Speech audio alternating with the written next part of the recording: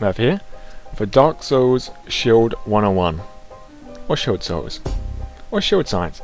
No, I haven't decided a name yet. But anywho, I'm discussing how to use the shield as a legitimate weapon, and like tips and tricks and secrets and information that nobody knows yet.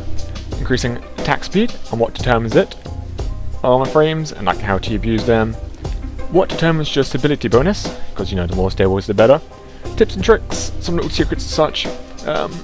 I won't talk about parry frames because that's been discussed elsewhere. I'll put a link in here, in the under thingy, discuss it there. So literally, as the clips you can see, the shield can be used as quite a good weapon, and there's some interesting data here. So anyway, I'm just going to report my findings, and let's talk about the first one, stability. Let's go. Alright, stability. I'll do a quick recap. Stability is a stat that every shield and weapon has in the game, and it's when you use it as a shield, it determines how much stamina you lose. Hence the word stability. I'm so sorry.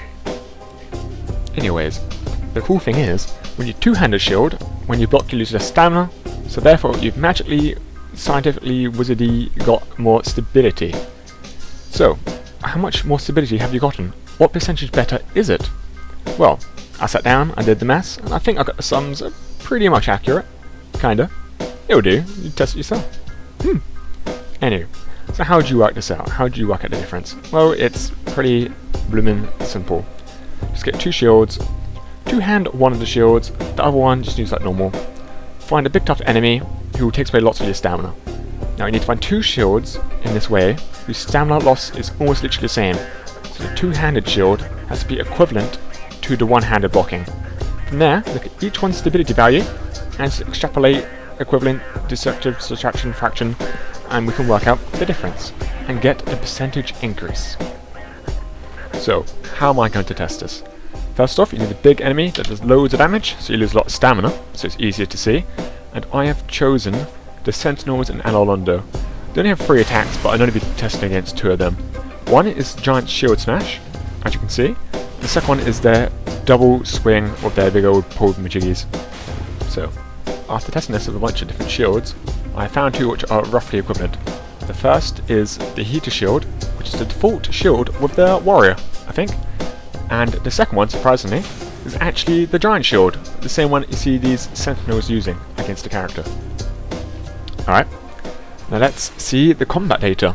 First off, the one-handed Heater Shield, just so we've got a point of comparison. So we can see how normally it is, how good it is, you know, as standard. And against a double swing, it'll fail. And it would always fail. It's not enough stamina. Or not enough stability, in that case. And against a shield bash, it will force you to stagger. It will knock you back. But when you two-hand it, as you can see, you can easily survive. You have 3 notches out of, you know, the remaining bar. And on a shield bash, no matter how many times it bashes you, you always have 1 bar of stamina. Or at least in my stamina here, because, you know, we're all going to have different amounts of stamina here. Now let's compare this to the Giant Shield. Remember, we need this to be as equal as possible, so we have the most accurate results as we can. And a double swing, roughly 3 notches. I'll zoom and slow it down. This is just like a quick cursory look, so you can see. And no matter how many times he bashes, it's going to be roughly 1 bar left. Alright, so let's zoom, so we can see this a little bit better. So, this is the sample one I chose. Zoomed in. It's roughly 1 green bar. Sorry, 1 bar of stamina. And there it is. Let's compare the shield bash of the Sentinel against the Giant Shield. Now, as you can see here, it's actually a tiny bit worse than the two-handed Heater Shield. It's a tiny bit under 1 blue, underneath 1 green bar.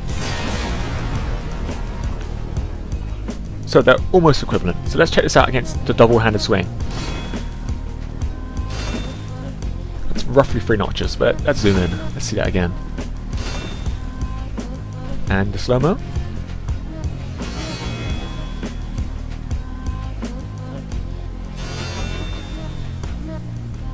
And let's check this out one last time with the Giant Shield. Remember, the goal we're looking for here is 3 notches of the remaining bar stamina. And it's about right. if anything, is a tiny bit worse, which leads us to conclude if you actually two-hand a heater shield, unupgraded, none of these are upgraded, it's actually better for defense than a giant shield, which is a pretty odd conclusion. In any case, let's do the maths. So, let's check out the shield's stability first. The heater shield has 55 stability, while the giant shield has 68. Now, those of you who still remember how to do maths, hopefully, 68 over 55 is equal to 1.236 36 recurring. So, that 1.236 is equal to 23.63% improvement in stability.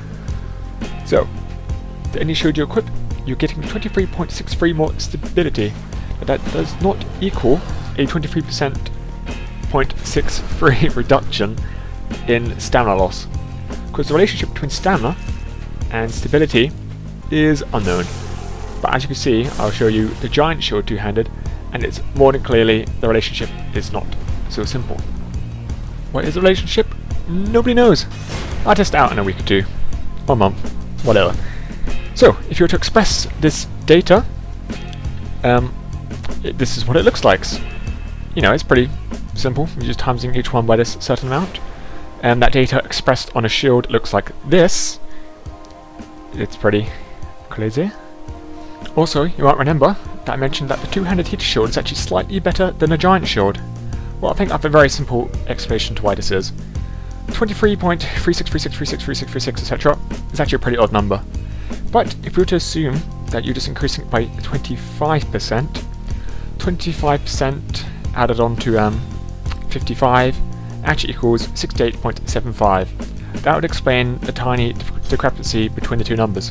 So, I won't say it's a rule of thumb, but generally, two-handing a shield, 25% better stability. Pretty cool. Some good science.